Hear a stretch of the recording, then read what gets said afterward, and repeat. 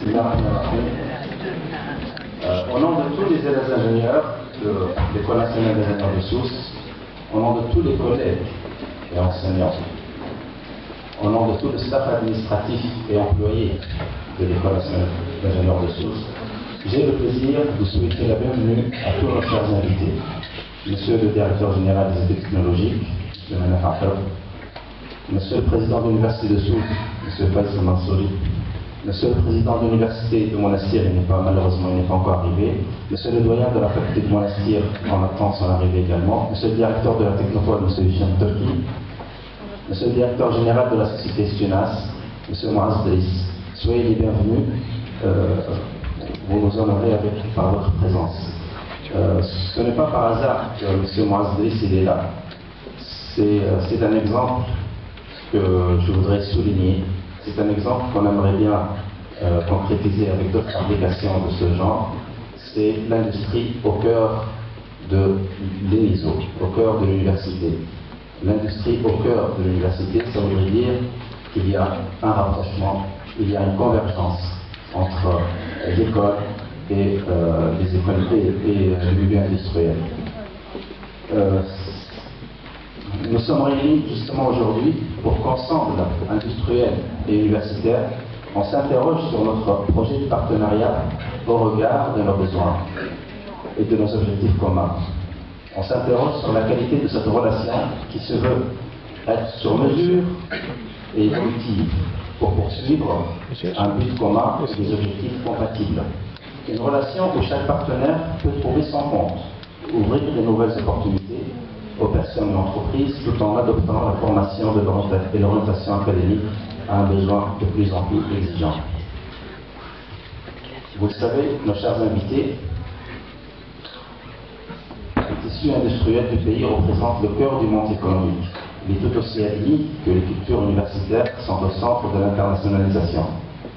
Vous êtes là et je vous en remercie pour témoigner de l'importance de la rencontre des différents acteurs de ces deux espaces, moteur incontournable de cette dynamique nouvelle qui, à mes yeux, est un très beau symbole.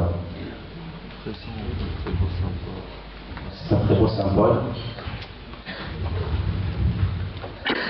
celui des valeurs d'ouverture, de coopération et d'échange qui, sans doute, contribuent à élever l'univers académique. J'insiste sur les valeurs d'ouverture qui favorisent la grandeur de l'université. Cette grandeur a tout pour nous guider et nous inspirer, car chacun de nous peut le constater. Jamais les idées n'ont circulé aussi vite.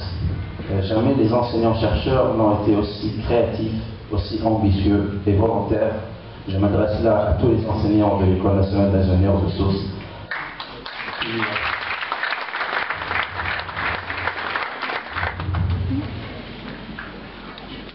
Et je voudrais leur rendre hommage pour leur implication, leur courage et amour du métier.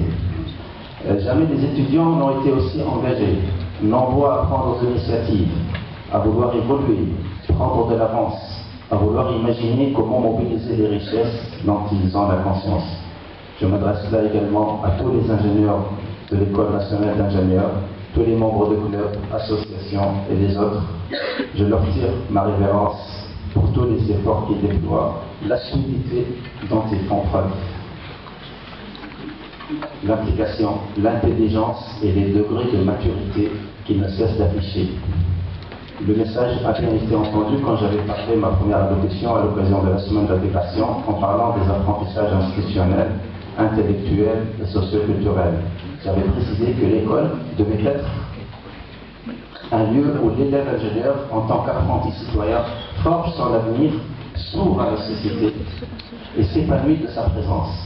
L'école en devient un lieu de vie et non une usine de savoir. J'en reviens à cette internationalisation qui devient une évidence de la vie universitaire. Aller contre ce mouvement, ce serait aller non seulement contre le sens du courant, mais également contre la vocation même de l'université ou de l'école, qui sont par nouvelle nature un lieu de rencontre et de la diffusion du savoir. Nous sommes donc confrontés, comme vous le savez, au défi de cette internationalisation. Nous devons nous donner les moyens nécessaires pour rendre visible et lisible la qualité de notre formation et de la recherche dans notre institution aux yeux du monde. Je suis convaincu que cette confrontation table ronde, brainstorming, débat, échange, réunion avec les différents acteurs, étudiants, enseignants, industriels, travail de longue haleine, certes,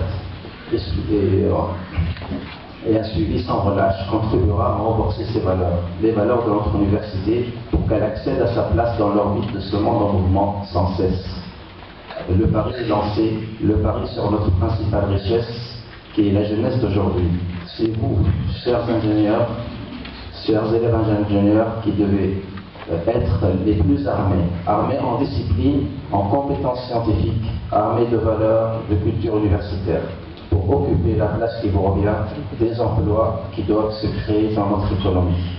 Il nous faut donc libérer toute cette créativité et son imagination, toutes les bonnes initiatives, et leur donner l'appui nécessaire pour briller fort et fort, au bon entendant de la part de nos partenaires industriels, pour fournir l'appui nécessaire pour que cette convergence progresse. Je remercie encore, je reviens encore à remercier tous les enseignants impliqués dans l'école, et surtout, je ne peux pas oublier Madame Najwa Sokli Ben Amara, que j'invite à dire un petit mot juste après moi, parce que sans elle, on ne serait pas arrivé là. Elle a fait beaucoup de choses pour l'école, elle a travaillé l'école.